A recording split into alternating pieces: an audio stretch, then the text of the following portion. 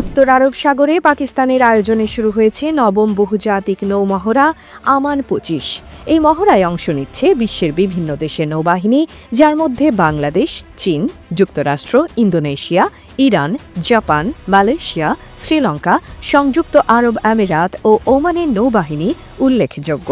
পাকিস্তানের সংবাদ মাধ্যম ডনের প্রতিবেদনে জানানো হয়েছে, নৌমহড়ায় অংশ নেওয়া বিদেশি জাহাজ পরিদর্শন করেন পাকিস্তানের নৌবাহিনীর প্রধান অ্যাডমিরাল নাভিদ আশরাফ।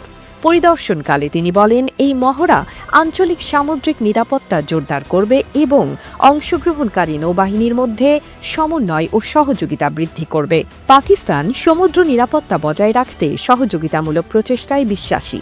আঞ্চলিক শান্তি ও স্থিতিশীলতার জন্য নৌবাহিনী আঞ্চলিক সমুদ্র নিরাপত্তা টহল এবং বহুজাতিক মহড়ার মতো উদ্যোগ গ্রহণ করছে। বিশ্লেষকরা আশা প্রকাশ করেছেন যে মহড়ায় অংশগ্রহণকারী দেশগুলোর মধ্যে নৌ সহযোগিতা আরও দৃঢ় হবে। এই যৌথ মহড়া সামুদ্রিক নিরাপত্তা নিশ্চিত করতে গুরুত্বপূর্ণ ভূমিকা রাখবে এবং অংশীদারিত্ব ও কৌশলগত সম্পর্কগুলোকে সুদৃঢ় করবে।